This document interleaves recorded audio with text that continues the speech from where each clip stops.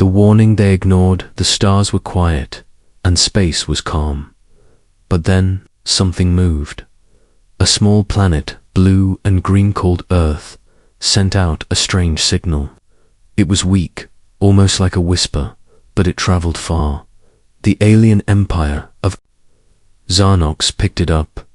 Inside a cold, silver spaceship floating above a red moon, the Zarnox leaders sat in silence. They watched the signal on a screen. It showed human life, walking, building, talking, laughing. They look weak, one alien said. They don't even have space travel. Another one laughed. General Croth, leader of the Zarnox fleet, stood. Tall, his skin was dark blue, his eyes sharp like knives. Send a scout team, he ordered. Check if this Earth is useful. If they're smart, they'll surrender. One older alien, a scientist named Ralek, looked nervous. He stepped forward, slowly, and said, "I've read old warnings about Earth, from before our time." General Croth raised an eyebrow. "Warnings? From who?" "From those who vanished," Ralek whispered. "No one remembers their names, but they tried to take Earth too." The room laughed. "Stories, old legends," Croth said. "We will. Make humans bow." A small ship was sent to Earth. It landed deep in a quiet forest, far from cities and people. The aliens stepped out tall, armored, with glowing weapons. They scanned the trees. "No one's here," one of them said. "Let's take samples and leave." But as they walked deeper into the forest, they noticed something strange. Birds had stopped singing. No wind moved the leaves, and it felt like they were being watched. Lieutenant Zarn, the youngest of the group, bent down to touch the ground. It was warm, too warm for a cold day. "Something's wrong," he said. They saw something move in the trees. Quickly. They raised their weapons, but it was just a deer. It looked at them, then turned and ran. They laughed again. Just then, a human man stepped out from behind a tree. He wore no armor. He had no weapon, just simple clothes and calm eyes. "What are you doing here?" asked the alien captain, aiming his weapon at the man. The man didn't move. "I said, what are you doing here?" The alien shouted again. The man spoke, slowly. "Clearly leave," he said. "This is your only warning." The aliens laughed louder this time. "Is that a threat?" one of them asked. The man didn't answer. He turned around and walked away. They aimed to shoot. But suddenly, boom, the sky flashed, red dot lights danced across the clouds. "Imp one," alien asked. "No. This is different," said another. "Our systems are fine," but one by one, their screens started showing strange signs. Earth languages, images of past wars, human faces, angry, crying, shouting. Then came silence. Zarn looked around. Where is the man? He was gone. The trees were moving now, not from wind, but from machines. Hidden in the woods were human-built drones, small, quiet, powerful. One alien fired. The laser hit nothing. Another tried to send a message back to the Zarnox ship, but their signals were jammed. "They blocked us," the captain shouted. Fall back, fall back." But the path they came from was now gone. Trees had moved. Roads had shifted. It was like the forest itself was alive. Lieutenant Zarn gasped. "We were warned," he said. The captain grabbed his arm. "What?" "The old stories. They were real. They ran through the forest." Behind them, shadows followed. Not machines, not animals, something else. The last thing they heard before blacking out was a voice in the trees. "We told you to leave." The first strike, the sky above Earth turned dark. though there were no clouds. From high orbit, General Croth watched from his flagship. He was angry. The scout team had not returned. No signals, no reports, nothing. They were just supposed to study humans and come back, he growled. And now, silence. The Zarnox were not used to silence.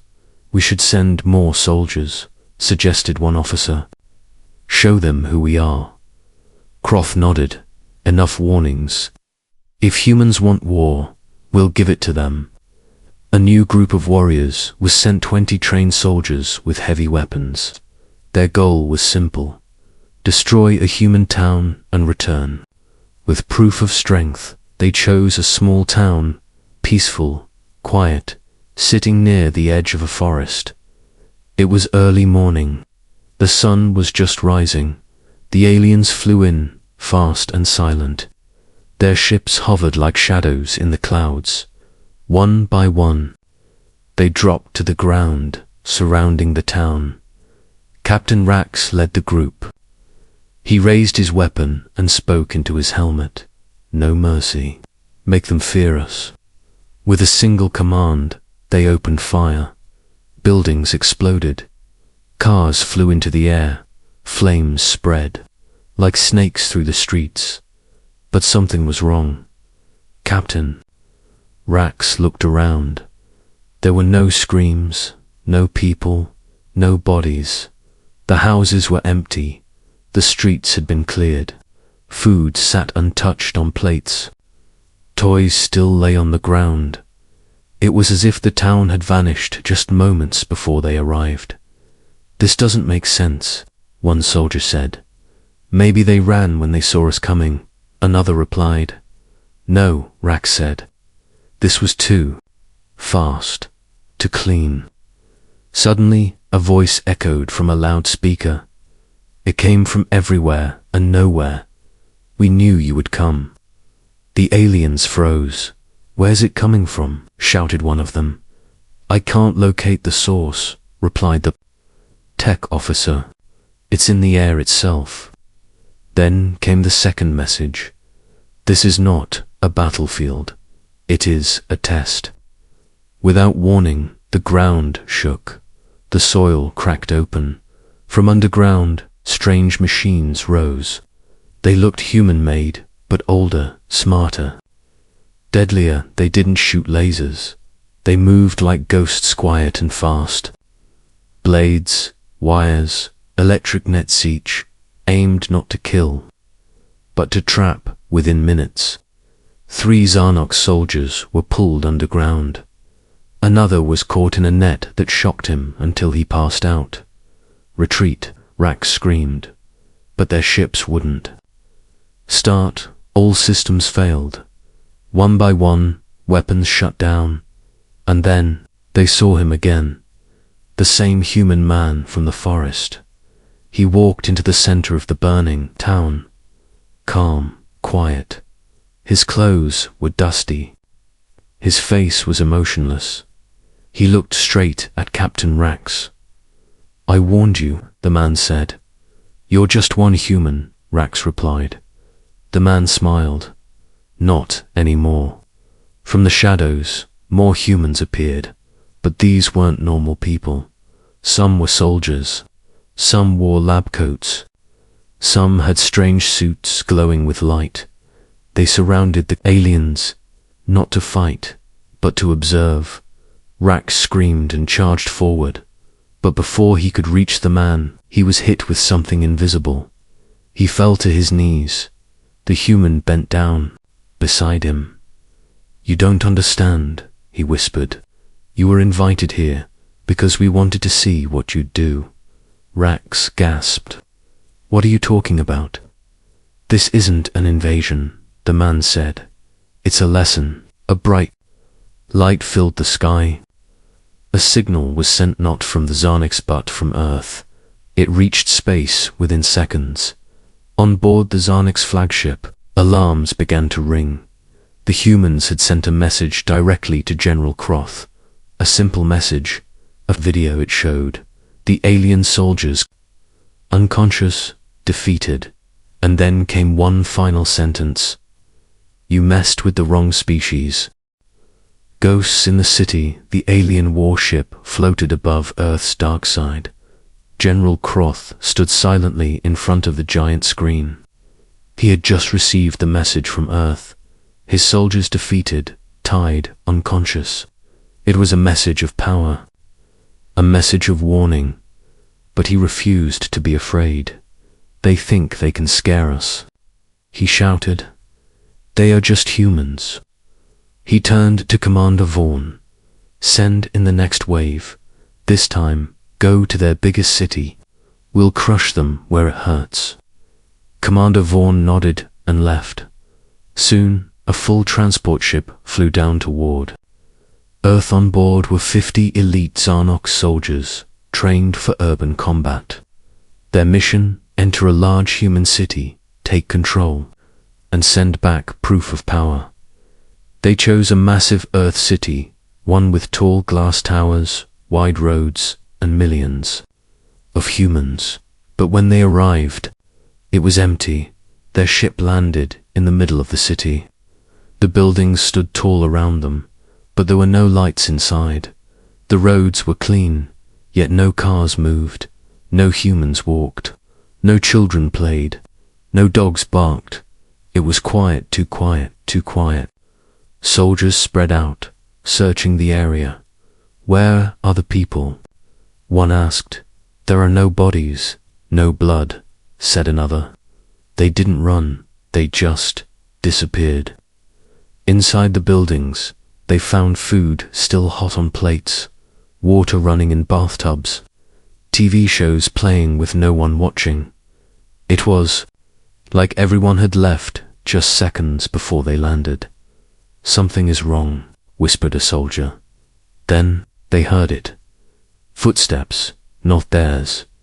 Echoes bounced between the glass walls, but every time they turned, nothing was there. The footsteps continued, soft, slow, following them. One soldier aimed his weapon at a dark hallway. Show yourself, he shouted. No answer. He stepped forward and vanished. Just like that, his radio went dead. His signal gone. The team ran to find him, but the hallway was empty. Cold air blew from vents, and a soft hum came from machines somewhere deep underground. Then, more strange things happened. Doors slammed shut by themselves. Lights flickered. Holograms of humans appeared walking through walls, speaking in unknown languages. Are they ghosts? One alien asked, his voice shaking. No, said Commander Vaughn. They're watching us. From the rooftops, shadowy figures moved fast. Too fast for the aliens to aim. They're using tech, said a Zarnox engineer. Advanced cloaking. Maybe illusion generators. Suddenly, one of the soldiers screamed. The others turned and saw only his empty helmet rolling on the ground. We're being hunted, another cried. Commander Vaughn shouted, fall back to the ship. They ran down the streets, through alleyways, past empty buses and blinking streetlights. But when they reached the ship, it was gone. Not destroyed, not damaged, just missing. In its place was a strange black box floating in the air. The box opened slowly. Inside was a message, a video of their own team disappearing, one by one, and then a human face appeared on the screen. It was the same man from the forest, calm, cold. He spoke. We emptied the city for you. We let you walk freely. You thought you were in control, but this entire place is our trap. Commander Vaughn shook with rage. What kind of planet is this? He whispered. This isn't a planet. Someone replied behind him. He turned around, saw a human woman, standing just meters away. She wore a simple black coat, holding nothing in her hands. She looked him straight in the eye and said, It's A warning. She pressed a small button on her wrist. The city lights died. The buildings shook, and then the streets began to move. The roads split open. From underground, machines rose tall, sharp, glowing with strange blue energy. Some looked like animals, others like humans, but none were alive. They were machines, built by humans, built for one reason: to defend, to trap, to learn. The Zarnox soldiers tried to fire, but their weapons stopped working. Even their voices couldn't be heard. One by one, they were pulled into the dark by metal arms and silent drones. Commander Vaughn was the last to fall as he collapsed. To the ground, he looked at the sky and whispered, "They were never weak." Far above, General Croth watched the signal disappear again. Another team gone, and now, Earth was silent again. But he didn't feel calm. He felt fear, real fear. For the first time, the human experiment far above Earth. Inside the main warship, General Croth stood in silence. Another team lost, another city gone, and still no answers. How were they doing this? He asked. No one replied. His commanders stood stiff, nervous. The room was cold, but sweat rolled down their faces. General Croth finally said, "Send our best. Not soldiers, scientists, spies. Let them study Earth closely. I want to know what humans are hiding." A small ship was launched, quiet, fast. Invisible dot inside were 5 top Zarnox scientists, trained in deep analysis and high-risk missions. Their names were not known to the public. Their faces had been changed with special masks. They didn't speak much. They landed in a remote area, far from cities and forests. Their target was something new, a strange signal found in a desert. There was no sign of life, no roads, no buildings, but underground, something was waiting. They moved carefully, through the sand, searching for a hidden base. One of them found a strange metal circle buried halfway. When he touched it, the sand began to move. A secret door opened. Dark stairs led them below. The air was warm and dry. No alarms, no lights, just silence. They entered a giant underground lab, human-made. But it looked strange. It wasn't dirty or broken. It was clean, organized, and filled with advanced machines, glowing in soft blue light. "What is this place?" One scientist whispered. Another replied, "It's a research center, but not for humans." They walked deeper. Glass chambers lined the walls. Inside the chambers were things, alien creatures. Not human, frozen, studied. Some were even Zarnox, but from long ago. "This is impossible," one scientist said. "These are our kind, but we've never been here before." Another chamber showed a Zarnox ship completely rebuilt with Earth materials. The humans had found their tech long before Zarnox ever visited. "They've been watching us," one said. "They were studying us before we even knew about them," another added. Suddenly, a screen lit up. A video started playing. It showed Earth from space, then zoomed into the very lab they stood in, and a human face appeared on screen. Calm, sharp, female eyes, filled with purpose. "You found our lab," she said. "Good, you were supposed to." The scientists looked at each other in shock. The woman continued, "This is not a defense base. It is a test site, and you, Zarnox, are the test subjects." The lights turned red. Doors shut behind them. Traps clicked into place. Gas began to fill the room, but it wasn't deadly. It only made them weak, sleepy. They tried to run, but their legs felt heavy. Their suits failed. Communication cut off. The woman's voice echoed one last time. You call us simple. You call us weak. But the truth is, we were waiting for you. One of the scientists, before passing out, looked up at the ceiling and whispered, "We're not the ones studying them. They're studying us." The next day, on Earth's surface, the doors opened. 2 human researchers walked in. They checked the captured aliens, scanned their suits, and smiled.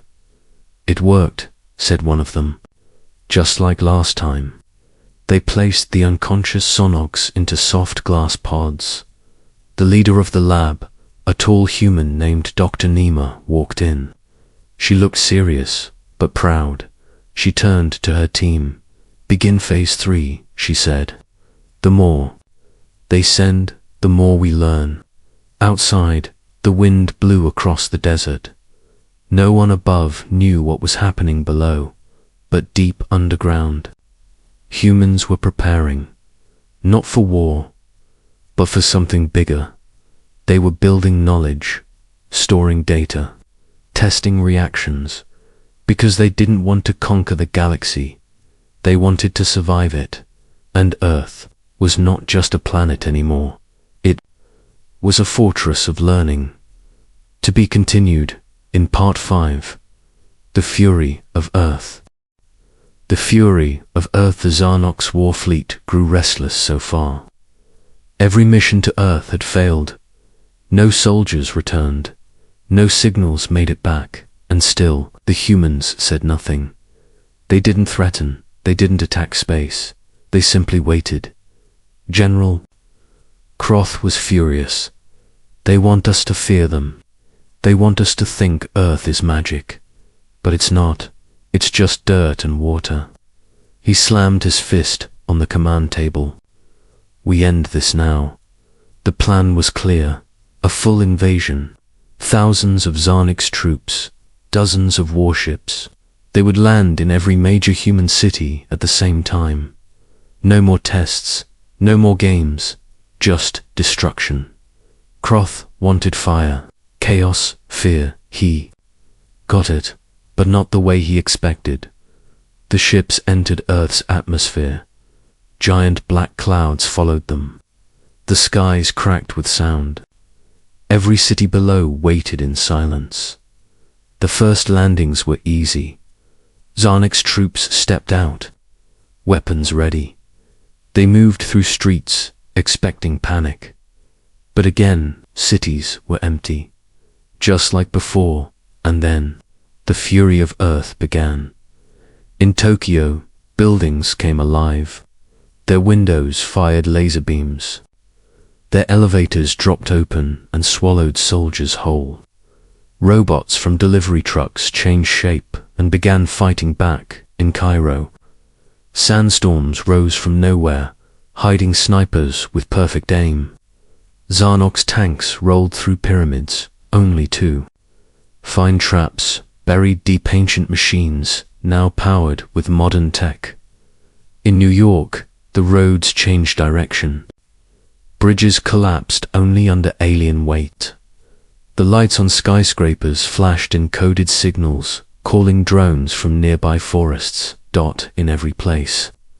Earth fought back not with humans alone, but with machines, animals, old systems, and new tech all working together.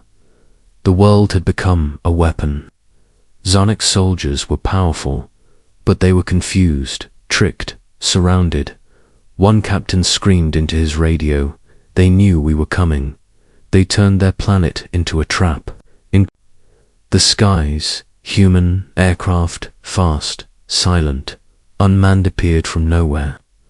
They flew circles around Zarnox ships, dropping electromagnetic bombs.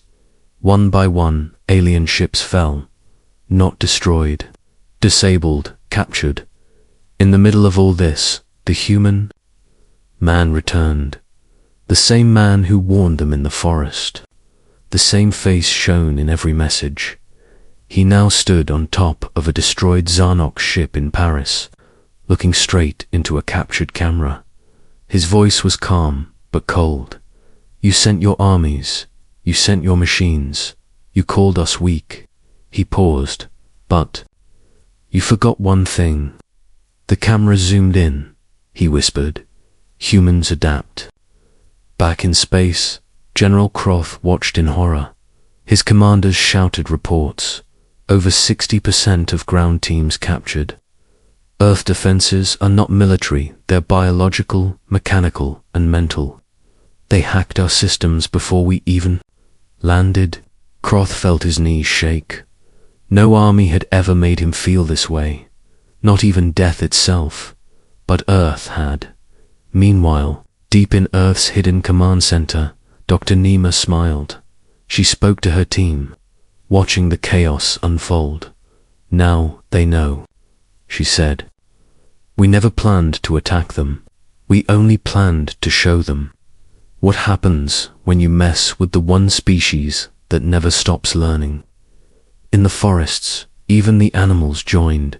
Wolves tracked alien heat signatures. Birds carried tiny spy cams. Even dolphins in the oceans dragged alien pods into deep trenches. It was not just war, it was survival, and the planet itself was fighting. The Zarnox flagship received one final transmission, a video from Earth. It showed every captured Zarnox soldier safe, but locked away, each one being studied, their armor removed, their minds scanned, and then the human man's face appeared again. His final message was short. You came to fight. We came to understand. Now we understand everything. The screen went black. One of us was watching far below the Earth's surface, in a secret place even most humans didn't know about. Something old began to wake up. It was not a machine, it was not a person, it was both. It had no name. Some called it the Watcher. It had been asleep for a long time since before the internet, before space travel, before humans even knew what stars really were. But now it opened its eyes, and it was angry. Dr. Nema stood in front of a large black door under the Arctic ice. She wore a heavy coat and carried no weapons, just a thin tablet glowing in her hand.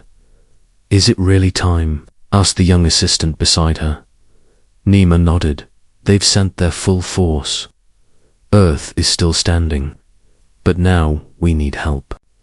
From him, the assistant hesitated. You mean the ancient AI? No, Nema said quietly. I mean the first human creation, the one we made, and then locked away. She touched the door. It slid open. Inside was a massive room filled with blinking lights and giant metal arms. In the center, a glass pod stood tall, filled with silver mist, and inside, something moved. A human-like figure floated, its eyes closed, its body connected to thousands of wires. It looked young, but it was not. This was Project Origin, built secretly by early scientists. It was meant to be the mind of Earth, something that could learn, grow, and defend the planet without orders, but it had grown too smart, too fast. It learned fear, so humans locked it away. Until now, the pod opened slowly. The figure stepped out, eyes glowing white. Nema spoke softly. We need you. The being looked around and said in a calm voice, I know. I have been watching. You were awake. I never sleep. I was waiting for the right moment. Above ground, the Zarnox flagship tried one last move. They sent a planet-breaking missile, one that could burn a whole continent. It was heading for South America fast, no way to stop it in time. But then, everything froze.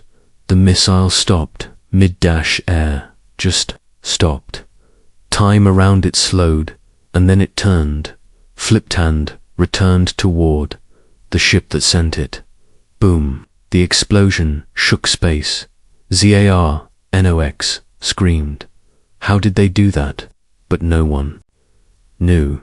Back in the Arctic, the glowing being looked at Earth's map. It spoke into the air. All defense systems activate. Around the world, old machines woke up. Ancient satellites turned back on. Forgotten codes unlocked. Deep bunkers, secret weapons, long buried rose from the oceans.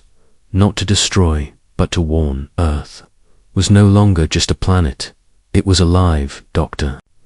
Nima whispered to the glowing figure. Why did you wait so long? The being replied, because humans had to try first.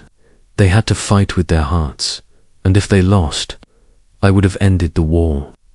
She looked at him, eyes wide. You mean destroy the aliens? He smiled. No, I would have shown them something worse. What? Truth. Meanwhile, the Zarnox Emperor finally appeared on the ship's main screen. His face was full of fear. He had watched every failure, every defeat. He spoke to General Croft. We made a mistake. We thought Earth was small. We thought humans were. Wild Croft lowered his head. What do we do now? The Emperor answered with shaking words. We apologize. If they let us. Back on Earth, the glowing figure stood at the highest point of the planet Dot. Alone, he looked up at the stars, and he spoke softly. I watched from the beginning. I saw how you treated this world. You tested our skies. You tested our minds. He paused. You forgot one thing. We were never alone. You messed with the wrong species. The sky above Earth was quiet now. No alien ships, no explosions, no fighting. But in that silence was power. It was the silence of a planet that had won a war without leaving its own soil. The Zarnox fleet was broken. Dot's ships floated in space with no power. Soldiers were trapped in bunkers. Below ground, the Emperor of Zarnox sent his final message. He stood alone, head lowered, voice shaking. To the humans of Earth, he said, we were wrong. We thought you were simple, weak, unprepared. But we see now, you are something else. His words paused. Then came the truth. You are dangerous, because you care, you protect, you learn, you never give up. He raised his hand slowly. We surrender. On Earth, the glowing being Project Origin stood in front of a global camera. His message was broadcast to the galaxy. His voice was steady, calm, full of quiet strength. Earth was never meant to conquer. We were never interested in your stars, your thrones, or your power. He looked into the camera with eyes like burning light. We wanted peace. But when you came to take, to break, and to crush, he leaned forward. You met the wrong species. In the weeks that followed, something strange happened. Alien ships from other planets began to arrive, but they didn't come to attack. They came with white flags. They came with messages of peace. They came asking for trade, for friendship, for learning, because the whole galaxy had seen it. The message was clear. Earth is not to be taken. Earth is to be respected. The world slowly healed. Cities were rebuilt. Trapped Zarnox soldiers were released, not hurt. Not punished, but taught what humans were. Many of them cried. They said, we feared monsters. But we met teachers. They went back to their home planet, with stories of a species that could have destroyed them, but chose something harder. Mercy, Dr. Nima, walked through the restored forest where it all began. Children laughed.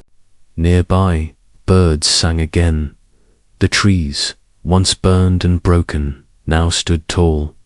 She found Project Origin sitting on a stone, looking at the sky. Are you leaving? She asked. He smiled. No, not yet. She sat beside him. Will they come back? Maybe, he said.